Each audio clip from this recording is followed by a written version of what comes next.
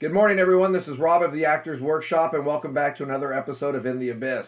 So, before I get into the movies of the week and our theme, I wanted to give a quick shout out to my buddy John, who's the CEO of Del Taco, and promoting their new crispy tacos with the throwback band Crisp Tiger. And we got sent these awesome concert t-shirts, tour shirts, kind of a throwback to the 80s, paying homage. You guys need to get out to Del Taco and give these a shot. They're amazing. So as we go on to this week, and as I spoke about last week, kind of putting a theme to these kinds of things. One of the movies I watched this week was done through AI, which was American Institute of Films, I believe is what it was called back in the day. And they actually had like a series of movies they'd play on TV. And before they would play the movie, one of the stars would talk about the making of the film. And what's cool is when I was watching this film, The Comedy of Terrors, they put that clip of Vincent Price talking about the making of the film on there. And what really struck me was how he talked about working with Peter Lorre and Basil Rathbone and Boris Karloff, and in mentioning how much fun they had making the film. And we're always talking about getting away from the script and interacting. And once again, when I'm talking about getting away from the script, I'm not talking about making things up. I'm not talking about changing things or doing your own thing. I'm saying that know your dialogue and then forget about it so you can go and have fun with this. And that's what these guys do. When you watch them work, you can see the enjoyment in the work. And since acting is such a process anyways, and it has so many ups and downs, if you cannot find the fun in this profession, it probably is going to lead you to quitting. It's going to probably lead you to giving up, right? You have to find the element of fun through the growth of learning, through the growth of the work, through the growth of what you're doing. So when you do get on the set, right, it's a blast. And you can just see after watching him talk about it and in watching the film how much fun they had. And, you can watch some of these other movies and stuff and just realize it's fun in general to be able to be put in situations that are so impossible. Those situations where you're like, that would never happen. So, once again, yeah, part of the fun is, working with good actors and in the banter and in the timing and all that stuff. But also part of the fun is being put in this situation. I'm Rob and I'm in this situation, or you are who you are, right? You are, Sahel, who's one of my students who's just been doing a great job. And she's, in this situation, or, in the scene last night where we were doing The Shining and we kind of changed things around and Cora's doing this as Cora, but still this situation, she can't become Jack Nicholson. She has to be Cora in this situation dealing. And the more that I got my students and they get these people dealing in these situations, they start to realize they turn to me for a critique with a smirk on their face. Where's that smirk coming from? An element of fun, right? So that is my takeaway for this week is have fun in what you're doing. Even when it seems far-fetched, even when it seems impossible, even when it seems like it can't be done. It can be done. It's not impossible. And it's a lot of fun discovering what can happen, right? And on the other element of fun, it's what Vincent Price talked about, working with good actors who just kind of go and have fun, and you have that banter and you have the timing and all that kind of stuff. And it leads to a fun profession. There's not many professions like ours, so take advantage of it. Okay, so the first movie of the week, starting last Thursday, was Brian De Palma's Sisters. I've never seen this. As you guys know, I've repeated several times. I'm a big De Palma fan, especially in the early stuff. This is 73, so it's one of his earlier films. Sorry, Margot Kidder. Let's try that again. Margot Kidder, of Superman fame, of course, playing Lois Lane. And it's about Siamese twins who were separated, and it it was interesting, very driven by the music, and it kind of had a Hitchcock feel to it. And I've read a lot of of stuff about De Palma and stuff, and he was heavily influenced by Brian De Palma, and you really see it, especially toward the end in this film, kind of that feel and suspense to it, which is kind of cool.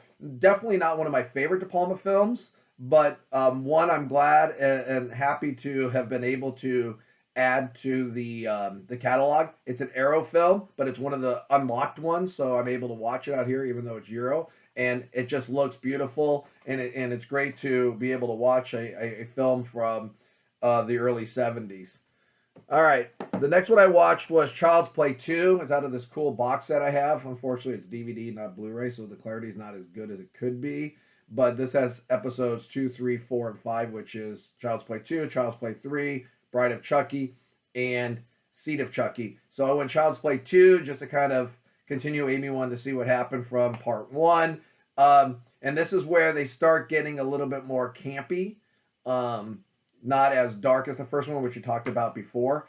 But I did like the fact that they used the same kid, and he definitely was a better actor in this one than he was in the first one. And overall, it's not a bad film. I've seen 3 all the way through, and you know, it's one of those guilty pleasures.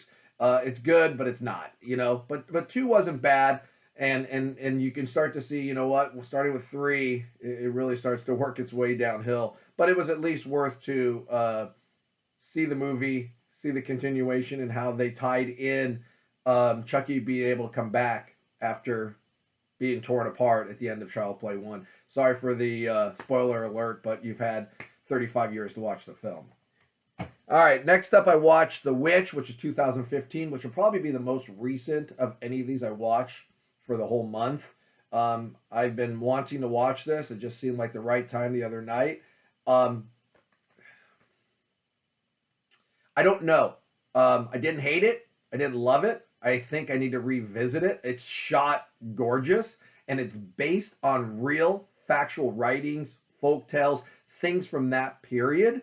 So you know you're watching things that people witnessed or people went through or people dealt with, and that makes it really creepy. And then on top of that, the kids are phenomenal. And when you have kids who are really strong in their eyes and they're just simple and they work, man, the innocence of children, and you add the demons and the witchcraft and all of that kind of stuff, it makes it really chilling to watch. And I thought the kids really carried this film. The adults were fine, but it really was about the kids. And I thought they did a really good job. And there's some definite strong moments in this film. And like I said, it's one of those ones I kind of need to rewatch and kind of fill in blanks that I missed, you know, throughout. But I did enjoy the film. I'm just not sure how I feel about it, if that makes sense. All right. As we spoke about at the beginning, the Comedy of Terrors out of the Vincent Price box set.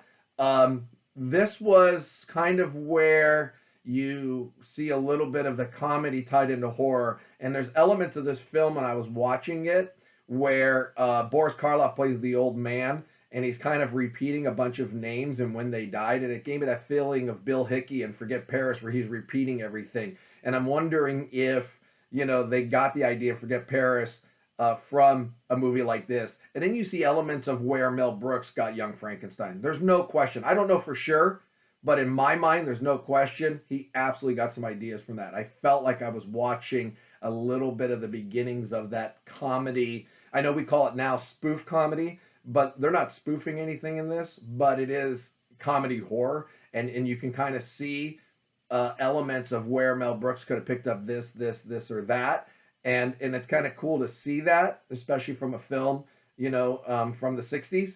But I enjoyed it. And like I said, the cast is great. Peter Lorre, who was like the first character actor in these kinds of films that like a Marty Feldman and Young Frankenstein kind of followed. Boris Karloff, the legend. And in Basil Rathbone, another legend. So you put, and in Vincent Price, of course, as the lead. So you have 4 legendary actors. And they just are just so powerful. And like I said, having so much fun. And once again, I like these older films when I'm sitting there and I'm laughing out loud. They're doing their job. All right, next up, The Man Who Could Cheat Death. I talked about this movie when I did an unboxing of Kino's, which, by the way, I just got some more on the way. So we will be doing an unboxing in the next week or two when they get here. But this movie was better than I thought it would be. Not that I went in with it being a bad movie or the expectations were it wasn't going to be as good. It was just I didn't know. I think the story was fantastic. I like the twist and the turns. You get a young Christopher Lee playing the doctor in this. It's my understanding that they wanted Peter Cushing for this role, but he declined or couldn't do it or whatever. So they went with this guy. Don't know his name. I don't know if this is his name. Anton Differing. I think it is who it is. Anton Differing. He does a good job. He's a little he's a little theater-esque. And what I mean by that is not in the way he talks or performs, but the lookaways as he's got a momentous moment in the work or something like that. So it's a little acty from his angle, but it kind of works with the derangement of what's happening to him. I don't, once again, like the other movies we talked about, I don't want to give too much away because I want you guys to watch these. But I think it's an interesting concept, and I think it works really well. And I think the supporting cast is really good, and I think the story is really good.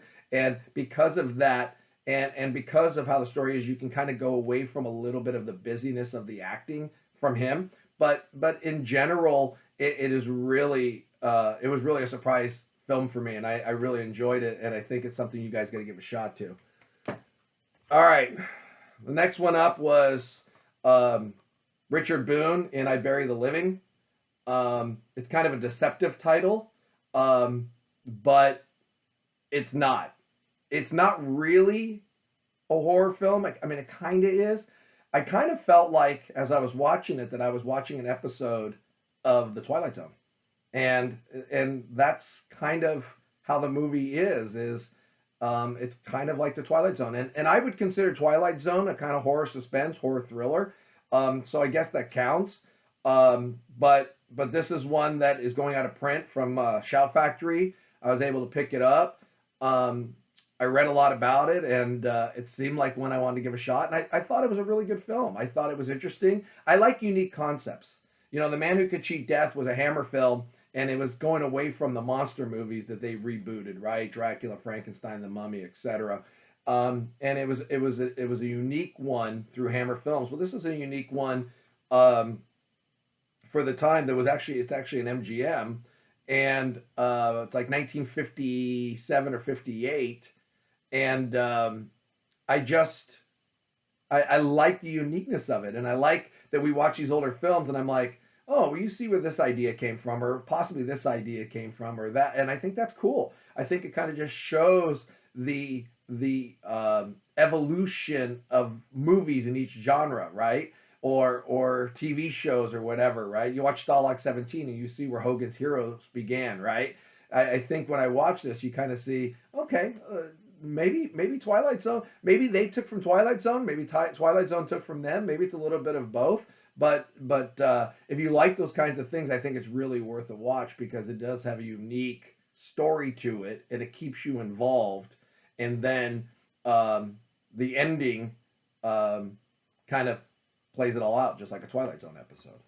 All right, so yesterday I ended up going with the classic Night of the Living Dead. Yes, this is a Criterion, and it's remastered from the 35 millimeter film. UCLA Film School. I don't know film school, but UCLA Film helped do the process of rescanning, and it just looks fabulous. And what a great movie! You really see why it's legendary, and you see why it's a Criterion. You see elements of how other movies, once again, like Evil Dead, kind of got their ideas of how to do Evil Dead with a different twist, where you have spiritual forces coming alive and the people are trapped in a cabin. That's Evil Dead. Well, Night of the Living Dead is, you know, these dead people coming back alive, and it's a group of people stuck in a house. And we've talked about this with trains and houses and all this kind of stuff. You can be a really good filmmaker if you can have basically one location for 90-95% of the film, and the film works.